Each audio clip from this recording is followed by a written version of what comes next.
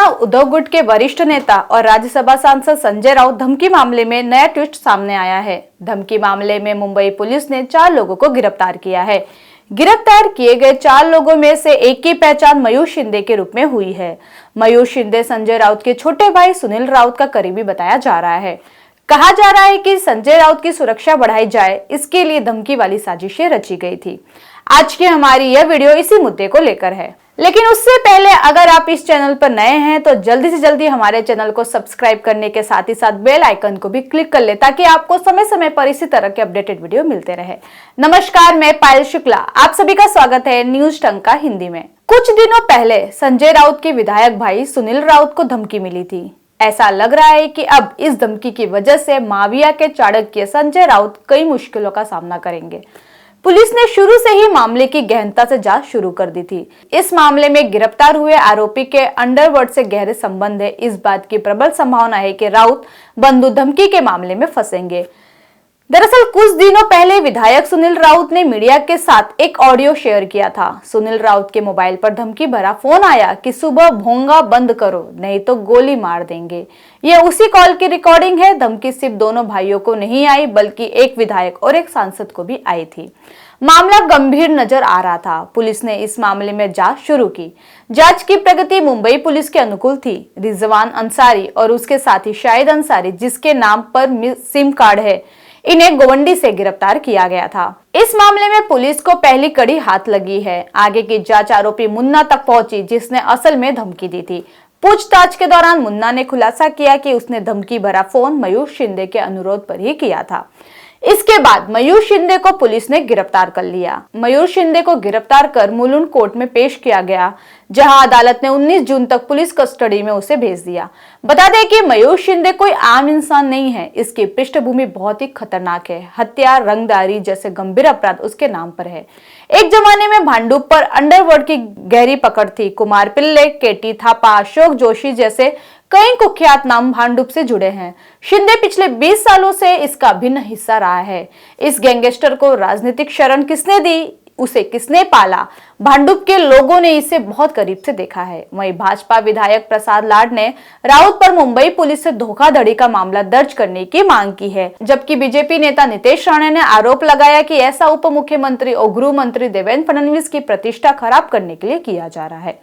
मयूर शिंदे भांडुप के कोकण नगर के रहने वाले हैं। शुरुआत में वो गैंगस्टर कुमार पिल्ले के लिए काम कर रहा था।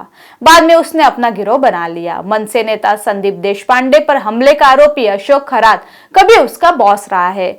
2000 में शिंदे को पहली बार गैंगस्टर गुलाम अली की हत्या के सिलसिले में गिरफ्तार किया गया था।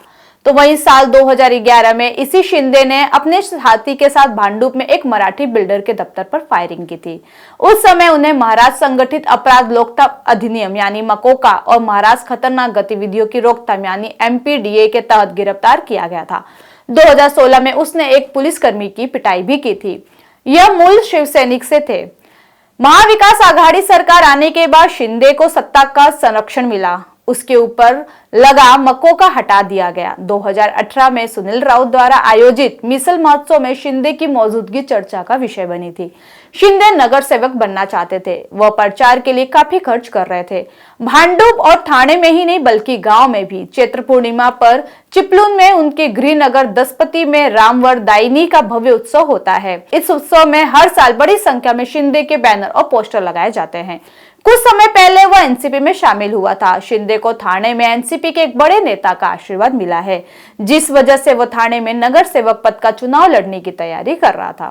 मनसे नेता संदीप देशपांडे की पिटाई और राउत की धमकी के मामले में कई बातें सामान्य सी है।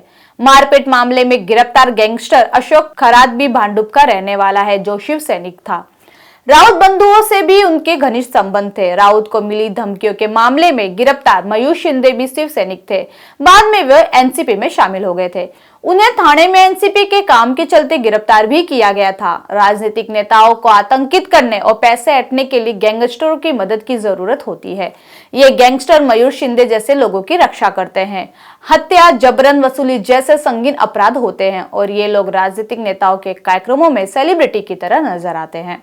मयूर शिंदे की गिरफ्तारी के बाद इस मामले में कई बड़े खुलासे हो सकते हैं। पूरे मामले को देखने के बाद यह अंदाजा लगाना ज्यादा मुश्किल नहीं है कि शिंदे किसका आदमी है। इस मामले में सुनील राउत की जांच अवश्य होनी चाहिए। वह आपकी धमकी की साजिश का मास्टरमाइंड कैसे हो सकता है जिसका जन्मदिन आपने प्यार से मनाया हो। हालांकि सुनील राउत अवश्य ही इस मसले पर रोशनी डाल सकते हैं। सुनील राउत इस बात की भी जानकारी दे सकते हैं कि उनका इस मकोका गुंडे से इतना स्नेहपूर्ण रिश्ता क्यों था। कुछ महीने पहले संजय राउत को एक धमकी भरा फोन आया था। जांच के बाद पता चला कि धमकी देने वाला शख्स पुणे का दारूड़ा इस्म है। सुनील राउत को एक और धमकी आई। इसमें जो डिटेल सामने आ रही है वह राउत की मुश्किलें बढ़ा रही है। मयूर शिंदे की गिरफ्तारी के बाद संदीप देशपांडे ने संजय राउत की आलोचना की। तामझाम और पुलिस सुरक्षा के लिए कितना झूठ बोलोगे, कितना नौटंकी करोगे, देशपांडे ने यह सवाल पूछा है। देशपांडे के इस बयान का साफ मायने है कि संजय राउत ने यह साजिश सुरक्षा पाने के लिए रची थी। अगर यह सच है तो मामला गंभीर है। एक तरफ यह शेखी बघाड़ना कि मुझे सुरक्षा की जरूरत नहीं है और दूसरी तरफ इस तरह की घटिया साजिशें करना, इसे आप क्या कहते हैं? कहना पड़ेगा कि राउत की कल्पना पर ग्रहण लग रहा है। कहने की जरूरत नहीं कि जिन लोगों को मीडिया ने माफिया का चाणक्य बताया है वे बहुत ही होशियार निकला। क्या संजय राउत की सुरक्षा बढ़ाई जाए, इसके लिए धमकी वाली साजिशें रची गई थी? इसे लेकर आपकी अपनी राय क्या है, हमें कमेंट सेक्शन में जरूर बताएं। साथ ही हमारे चैनल को ज्यादा से ज्यादा लाइक, शेयर और सब्सक्राइब करें। जल्दी इसी तरह के इंटरेस्टिंग वीडियो के साथ पुनः उपस्थित होंगे। तब तक के लिए मुझे दीजिए इजाजत। जय हिंद, वंदे मातरम।